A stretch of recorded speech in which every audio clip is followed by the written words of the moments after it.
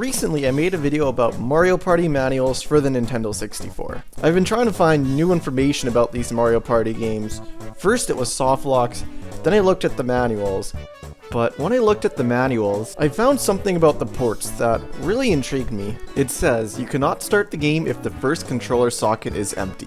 But this is not the case. You're able to start the game as long as any controller is plugged into any of the sockets. This could almost be considered a feature, since every port has a different colored number on the hand. I started wondering if this was some weird obscure rule that Nintendo had, where the game could only start if a controller was put into port 1. Then I looked into Mario Party 2's manual, and it contained the exact same picture and message. When I tried to turn on the game with every socket except player 1, I actually got an error message this time. And then I tried Mario Party 3, which had the same message in the manual and had the exact same error as in Mario Party 2. Since all three Mario Parties run on the same engine, I find it incredibly strange that they would go out of their way to change that specific thing for Mario Party 2. Especially because faulty controller ports are a thing. If someone had a damaged player 1 port, they'd be unable to play Mario Party 2 or 3. So I looked into a development book called Self-Evaluations for All Software Submissions. This page referred to the controller ports twice. The first time it says, when a controller is not connected to the control deck at the time power is applied, a message such as, controller is not connected, should be displayed on the screen, and the game should not start. And the other time it's referred to is saying that the term controller port is a problem and cannot be used, but the term controller socket is fine. I find this very strange because for me port sounds a lot better than socket, and when you say port, a lot more people know what you're talking about, but back in the 90s it might have been a different time. So there's nothing in the dev book that says you have to start the game in port 1. So why is this specific image plastered on almost every single instruction manual in Nintendo 64 games? So to get to the bottom of this, and to see if there's any other mistakes in the manuals, I went and I tried every single Nintendo 64 game, turned it on without a controller in socket 1, but with controllers in socket 2, 3, and 4, to see what happened. First, let's look at the rest of the first-party Nintendo titles that got it wrong. Dr. Mario, F-Zero X, Kirby 64 The Crystal Shards, Mario Golf, which contains a really cool Easter egg if you start the game with no controllers plugged in.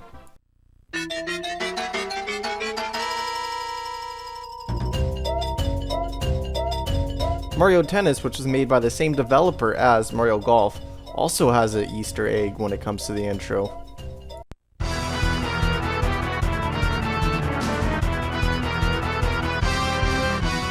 Star Fox 64, Super Smash Bros., and this one is one of the more interesting ones since each port contains its own color, which changes the shield color of your character also. The rest of the Nintendo titles had the manuals right, but what if I told you not every first-party Nintendo 64 game has the socket 1 message? When I tried out Mario 64, I was shocked to learn that you can play Mario 64 in any port. With this newfound knowledge, I tried doing a well-known Easter egg in Mario 64, which lets you control the camera during the ending cutscene with player 2. When you beat the game as player 2, it lets you control the camera with player 3. When you beat the game with player 3, it lets you control the camera with player 4. I tried playing as player 4, then after starting, connecting the other 3 plugs, and when I beat the game as player 4, I wasn't able to move the camera at all. Since Mario 64 was a launch title, I feel like they went over the manuals in much greater detail.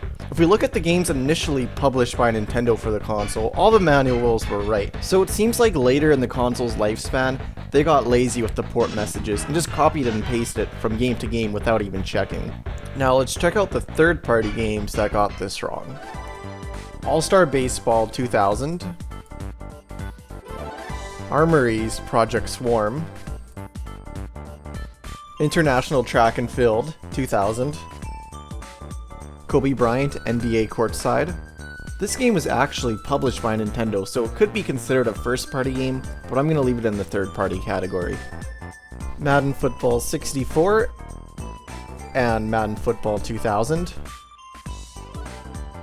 Mischief Makers, Monopoly, Mortal Kombat Trilogy, South Park, South Park Chef's Love Shack, Turok 1, and Turok 2. Those are all the Nintendo 64 games that I could find with that wrong socket 1 message in the manual. When we were looking at the self-evaluation for all software submissions earlier, it said every game should have a no controller message if no controllers are plugged in. Companies can fail this two different ways. The first way is when you have controller ports 2, 3, and 4 plugged in, and the game doesn't recognize any of the inputs, so you're soft locked on the menu, and there isn't a no controller prompt. The second way is when all the controller ports are empty and there isn't a no controller prompt that pops up. International Superstar Soccer 64 didn't contain a no controller message both ways. International Superstar Soccer 98 contained the same error both ways. In International Superstar Soccer 2000, this was finally semi-fixed.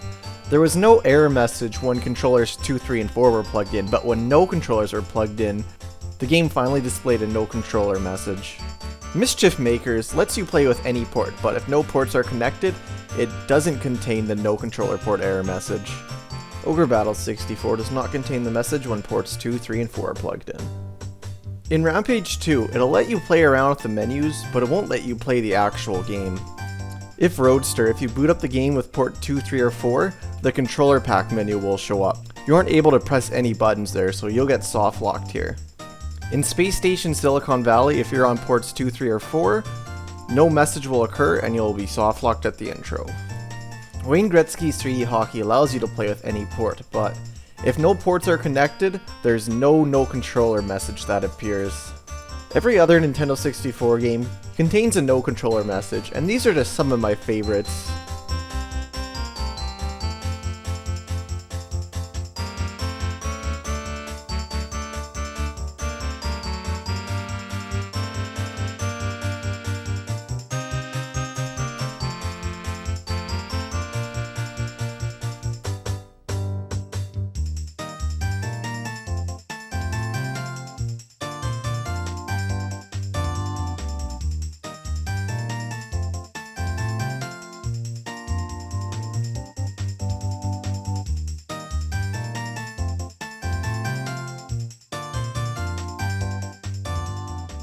Thank you guys so much for checking out this video. I'm going to have a spreadsheet in the description down below with all the data I collected during this video if you're interested in that.